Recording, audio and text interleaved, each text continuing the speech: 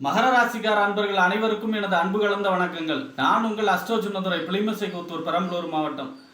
மகர ராசி ஆவணி மாத பலன் 2025 நிகழும் மங்களகரமான விஸ்வாவசு வருடம் தமிழ் மாதங்களில் 5வது மாதம் ஆவணி மாதம் மகர ராசிக்காரர்களுக்கு எப்படிப்பட்ட கிரக நிலைகள் இருக்கிறது, அதனால் என்ன பலன்கள் ஏற்படும், இந்த மாதம் செய்யக்கூடிய வழிபாடுகள் என்ன, பரிகாரங்கள் என்ன, எந்த விஷயங்களில் கவனமாக இருக்க வேண்டும் என்பதையெல்லாம் பற்றி இந்த காணொலியிலே பார்ப்போம்.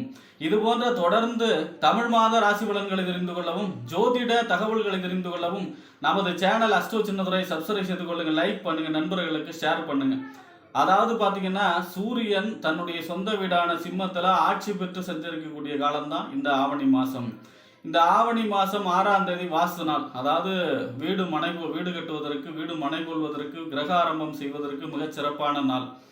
அடுத்ததாக பார்த்தீங்கன்னா, ஆவணி மாதம் 11ஆம் தேதி விநாயகர் சதுர்த்தி. அன்றைய தினம் விரதம் இருந்து விநாயகர் பெருமானை வழிபாடு செய்யும் பொழுது நம்மளுடைய வாழ்க்கையில் ஏற்படக்கூடிய அனைத்து விதமான தடைகளும் விளக்கக்கூடிய நாள். அன்றைய தினம் விநாயகர் பெருமானை வழிபாடு செய்யும் பொழுது, அதாவது பார்த்தீங்கன்னா, நவகிரகத்திலேயே கேது தான் அதிகமான ஒரு இடத்துல, ஒரு ராசி கட்டத்தில் கேது இருக்கு அப்படின்னா, அந்த எத்தனை கிரகம் இருந்தாலும் கேது தான் எல்லாத்தையும் டாமினேஷன் பண்ணும். அப்போ கேதுவுடைய அதிதேவதை விநாயகர்.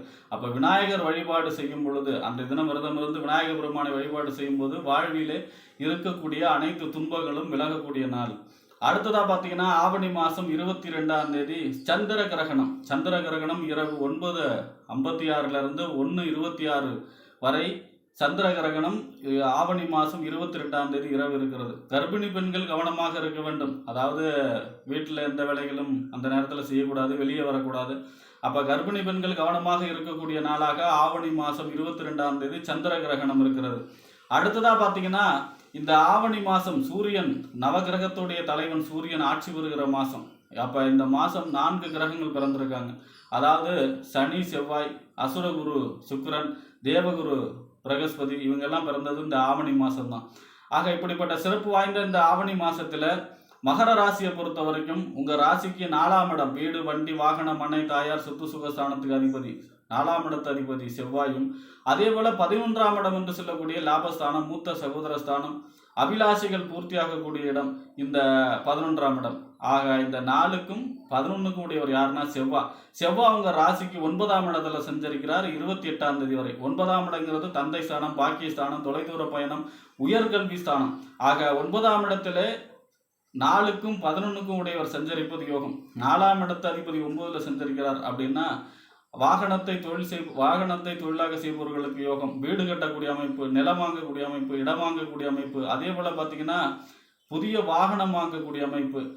அதே போல் பார்த்தீங்கன்னா 11ஆம் இடத்து அதிபதியும் அவர் தான். 11ஆம் இடத்து அதிபதி 9ல் இருக்காருன்னா, எப்பெல்லாம் 9, 11 சம்மந்தப்படுதோ எதிர்பாராத நன்மை, எதிர்பாராத அதிர்ஷ்டம், எதிர்பாராத தனலாபம், எதிர்பாராத நன்மைகள் அதிக அளவில் நடக்கக்கூடிய அமைப்பு. ஏன்னா 11ஆம் இடங்கிறது அபிலாஷைகள் பூர்த்தி, 9ஆம் இடங்கிறது பாக்கியஸ்தானம். அப்போ நினைத்த காரியம் தெய்வ அருளால் நடக்கக்கூடிய மாதம் தான் இந்த ஆவணி மாதம் மகர ராசியை பொறுத்த வரைக்கும். அடுத்ததாக பார்த்தீங்கன்னா, உங்கள் ராசிக்கு 5ஆம் இடம் புத்திரஸ்தானம், புத்தி, சிந்தனை, செயல்திறன், பதவி, விளையாட்டு, இதெல்லாம் சொல்லக்கூடிய இடம். 5ஆம் இடத்திற்கும் 10ஆம் இடம் என்று சொல்லக்கூடிய தொழில், புகழ், அந்தஸ்து, கௌரவம் 10ஆம் இடம். இந்த 10ஆம் இடத்துக்கு அதிபதி யார் அப்படின்னா சுக்கிரன் உங்கள் ராசிக்கு 6ஆம் இடத்துல சஞ்சரிக்கிறார். ஆனால் 4ஆம் தேதி வரை தான். அதன் பிறகு உங்கள் ராசிக்கு 7ஆம் இடத்துல சஞ்சரிக்கிறார். பொதுவாக 5, 7 எப்பெல்லாம் சம்பந்தப்படுதோ திருமணம் சம்பந்தமான முயற்சிகள் கைகூடும், குழந்தை பிறப்பு, கரு உண்டாகக்கூடிய அமைப்பு, அதே போல் பார்த்தீங்கன்னா வீட்டில் நடக்கக்கூடிய அனைத்து விதமான சுப நிகழ்ச்சிகள் நடக்கும், காதல் ஏற்படும், அதே போல் காதலிலே வெற்றி கிடைக்கக்கூடிய அமைப்பு. இந்த மாதிரியான யோக பலன்கள், நண்பர்களால் ஆதாயம், வாழ்க்கை துணை வழி ஆதாயங்கள் கிடைக்கக்கூடிய அமைப்பு, அந்த சமூகத்தில் பெரிய மனிதர்களுடைய அறிமுகம், தொடர்பு ஏற்படக்கூடிய அமைப்பு.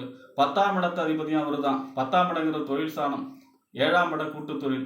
அப்போ தொழில் சம்பந்தமாக விரிவுபடுத்தக்கூடிய அமைப்பு, தொழில் சம்பந்தமான வளர்ச்சி, புகழ், அந்தஸ்து, கௌரவம் உயரக்கூடிய அமைப்பு, மாமியார் வழி அனுகூலங்கள் கிடைக்கக்கூடிய அமைப்பு, இந்த மாதிரியான யோக பலன்கள் நடக்கக்கூடிய அமைப்பாக இருக்கும். ஆக சுக்கிரனும் அனுகூலமான பலன்களை தர இருக்கிறார் 4ஆம் தேதிக்கு அப்புறம். அடுத்ததாக பார்த்தீங்கன்னா, உங்கள் ராசிக்கு 6ஆம் இடம் நோய், எதிரி, வம்பு, வழக்கு, கடன், உத்தியோகஸ்தானம். 6ஆம் இடத்திற்கும் 9ஆம் இடம் என்று சொல்லக்கூடிய தந்தை ஸ்தானம், பாக்கியஸ்தானம், தொலைதூர பயணம், உயர்கல்வி ஸ்தானம். இந்த 6க்கும் 9க்கும் கூடியவர் யாருன்னா புதன் உங்கள் ராசிக்கு 7ஆம் இடத்துல சஞ்சரிக்கிறார் 14ஆம் தேதி வரை. பொதுவாக 6ஆம் இடத்து அதிபதி 7ல் செஞ்சிருக்கிறாருன்னா வாழ்க்கை துணையிடம் விட்டு கொடுத்து செல்ல வேண்டும். நண்பர்கள்ட்ட ஒரு சில பிரச்சனைகள் ஏற்படுவதற்கு வாய்ப்பு இருக்கிறது. வாக்குவாதம் ஏற்படுவதற்கு வாய்ப்பு இருக்கிறது. கவனமாக இருக்க வேண்டும். வருகிற வாடிக்கையாளர்களிடம் வாக்குவாதத்தை தவிர்க்க வேண்டும். அதே போல பார்த்தீங்கன்னா அவர் தான் 9ஆம் அதிபதி. 9ஆம் அதிபதி 7ல் இருக்கார்.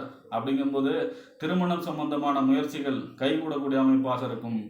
14ஆம் தேதிக்கு பிறகு 8ஆம் இடத்துல மறைகிறார். பொதுவாக 6ஆம் இடத்து அதிபதி 8ல் மறைகிறாருன்னா யோகம், விபரீத ராஜ யோகம். ஒரு மறைவு ஸ்தானாதிபதி மற்றொரு மறைவு ஸ்தானத்தில் மறைஞ்சா அதுக்கு பேர் என்னன்னா விபரீத ராஜயோகம். கெட்டவன் கெட்டிடில் கிட்டிடும் ராஜயோகம். நோய் எதிரி வம்பு வழக்கெல்லாம் ஜெயிக்கக்கூடிய அமைப்பாக இருக்கும். ஆனால் அவர் தான் 9ஆம் அதிபதி. 9ஆம் அதிபதி 8ல் மறைகிறார்னா தொலைதூர பயணங்களில் கவனமாக இருக்கணும். வெளிநாடு சம்பந்தமான முயற்சிகளில் கவனமாக இருக்கணும். கரெக்டான விசா தானா, கரெக்டாக பாஸ்போர்ட் தானா அப்படின்னு செக் பண்ணிக்கணும். அதே நேரத்தில் தந்தையுடைய ஆரோக்கியத்தில் அக்கறை செலுத்த வேண்டும். அவரிடம் வாக்குவாதத்தை தவிர்க்க வேண்டும். அதே போல் பார்த்தீங்கன்னா கல்வி விஷயங்கள்லையும் கவனமாக இருக்க வேண்டும். தேவையில்லாத எங்கேயும் பணத்தை கொடுக்கக்கூடாது. அடுத்ததாக பார்த்தீங்கன்னா 8ஆம் இடத்துல இந்த மாதம் ஃபுல்லாக இருந்தாலும் 30ஆம் தேதிக்கு அப்புறம் 9ஆம் இடத்துல உச்சமாகி சஞ்சரிப்பார் புதன். ஆனால் பெரும்பகுதி பார்த்தீங்கன்னா 7ஆம் இடத்துலையும் 8ஆம் இடத்துலையும் தான் புதன் சஞ்சரிக்கிறார். 8ஆம் இடத்துல புதன் சஞ்சரிக்கிறதுனால நின்ற பெருமாள் வழிபாடு செய்வது சிறப்பு. அது இந்த ஒப்பந்தம், அக்ரிமெண்ட்டு, கையெழுத்து இந்த மாதிரியான விஷயங்கள ரொம்ப ரொம்ப கவனமாக இருக்க வேண்டும் 14ஆம் தேதிக்கு அப்புறம். அடுத்ததாக பார்த்தீங்கன்னா உங்கள் ராசிக்கு 8ஆம் இடத்து அதிபதி அஷ்டமாதிபதி சூரியன் இந்த 8ஆம் இடத்துலேயே ஆட்சி பெற்று செஞ்சிருக்கிறார். இப்போ அஷ்டமாதிபதி 8ஆம் இடம் வலுக்கிறது. அதாவது ஆவணி மாதங்கிறது மகர ராசிக்கு 8ஆம் இடம் வலுவடைகிறது. புதன் அங்கே சஞ்சரிக்க போகிறார். அதே மாதிரி சூரியன் அங்கே கேது இருக்கார்.